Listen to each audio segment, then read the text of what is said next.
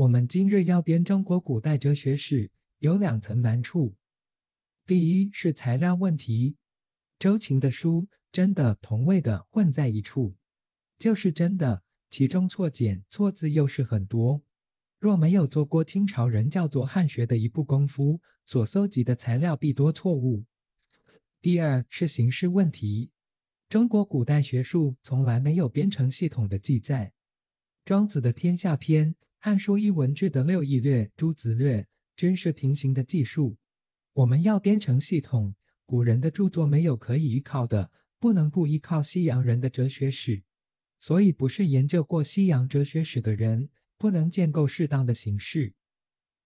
现在研究过汉学的人，虽然还不少，但总是没有研究过西洋哲学史的。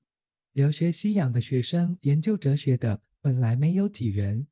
这几人中，能同时研究汉学的更少了。世之先生生于世代相传汉学的鸡西湖氏，秉承汉学的遗传性。虽然从小读新式的学校，但还能自修汉学，至今不断。又在美国留学的时候，同时研究文学、哲学，对西洋哲学史是很有心得的。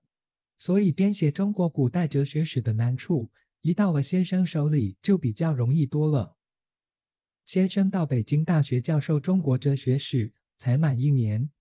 在这1年的短短时间中，完成了这部中国古代哲学史大纲，可算是心灵手敏、心思灵敏而手笔敏捷了。我曾细细读了一遍，看出其中几处的特长。第一是证明的方法。我们对于一个哲学家，若是不能具体了解他生存的时代，便不能知道他思想的来源；若不能辨别他著作的真伪，便不能揭开他实在的主意；若不能知道他用的辩证的方法，便不能发现他有没有矛盾的议论。世之先生在这部大纲中，对于生存的时代、著作的真伪、辩证的方法这3个部分的研究，差不多占了全书1/3，不但展现了个人的苦心，并且为后来的学者打开了无数的入门的方法。第二是扼要的抓住重点的手段。中国民族的哲学思想远在老子、孔子之前，是无可怀疑的。但是要从这些一半神话、一旦历史的记载中抽出纯粹的哲学思想，编成系统，不是穷年累月、经过长久的时间，是不能成功的。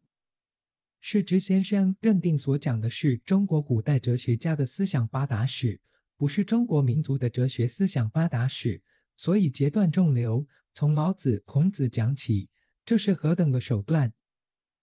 第三是平等的眼光。古代批判哲学的，不是墨家反对儒家，就是儒家反对墨家，而且同样是儒家，荀子反对孟子，崇拜孟子的人又反对荀子。汉代、宋代的儒家学者崇拜孔子，排斥其他诸子各家学说；近代的人替诸子抱不平，又有意嘲弄孔子，这都是闹意气罢了。世之先生这边大纲，对于老子以后的诸子，各有各的长处，各有各的短处，都还他一个本来面目，这是很平等的。第四是系统的研究。古人记述学术的都是用平行法，前面我已经说过了。世之先生这边大纲，不但孔墨两家，凡是有前后传承的证据的，都一一叙述他们变迁的痕迹。便是从老子到韩非，古人划分作道家和儒墨民法等家的，历经台笔时代，比较他们的宗旨和意义，也都可以看出一个接一个前后演进的脉络。这真是古人所见不到的。以上4种特长是较大的，其他较小的长处，读者自能领会，我就不必啰嗦了。我只盼望世之先生继续努力进行，由上古而中古而进世，编成一部完全的中国哲学史大纲，把我们3000年来一旦断烂残缺不全、一旦庞杂凌乱的哲学界整理出一个头绪来，给我们开辟一条研究本国哲学史的门径，那真是我们的幸福了。中华民国7年8月3日，蔡元培。